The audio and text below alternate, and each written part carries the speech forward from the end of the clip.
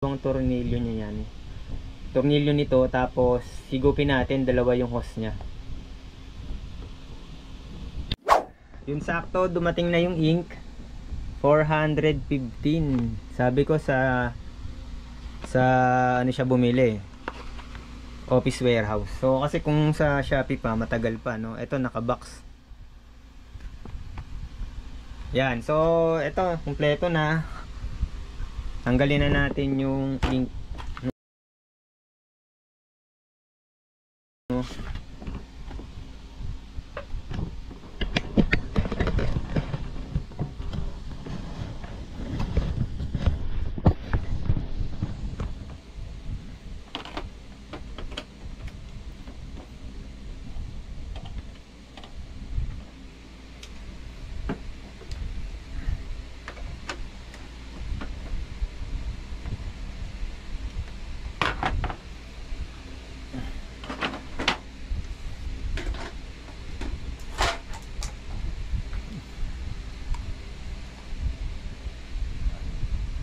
Andito lang yung mga hose niya, no. Naturo ko na rin naman to.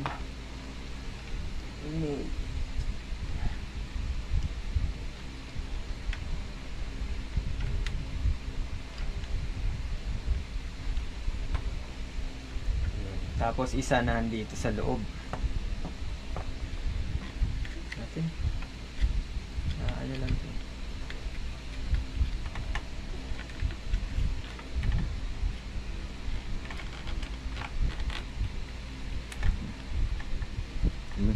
Ganun pala.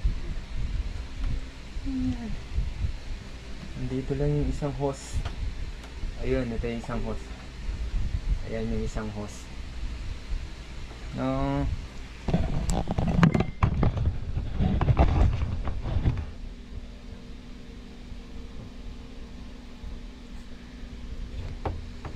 Higop lang.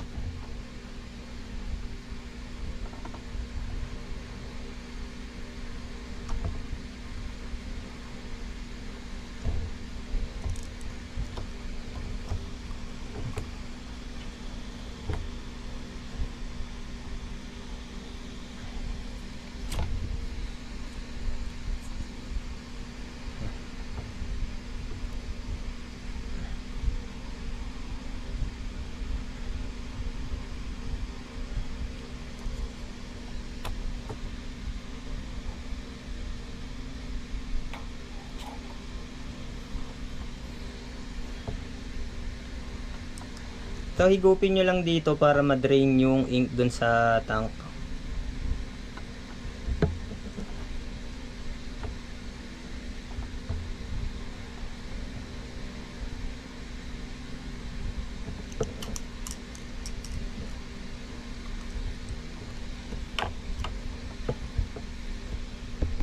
Yan, pagtsagaan nyo lang i-drain kasi bago na yung ink. Hindi ko rin naman alam kung anong ink yung ginamit dito eh. Para mas malinis, kahit pa paano malinis, hindi naman natin talaga matatanggal yung lahat ng residue eh.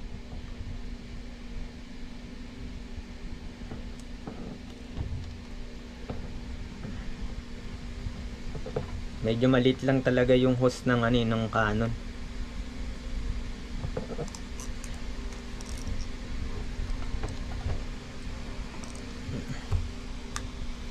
So guwantes na lang kayo mga ka-printing, no, pag kung ayaw nyo madumihan yung kamay ninyo.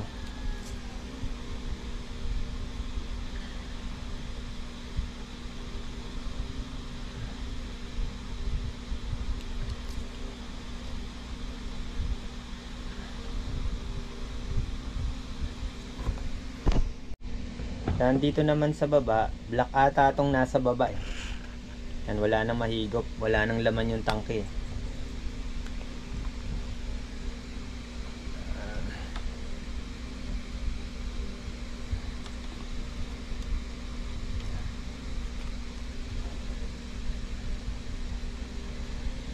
Itong colored, ang dami pa.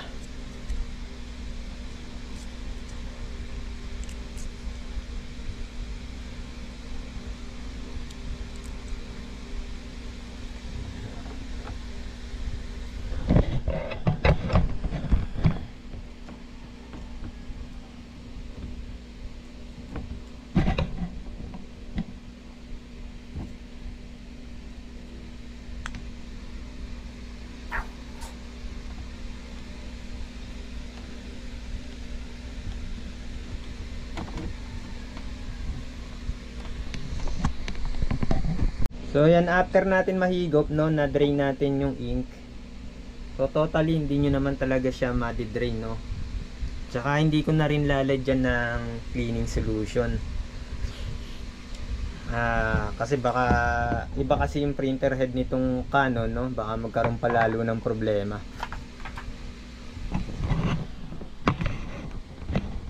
Yan, so pag hindi muna natin siya ipipix.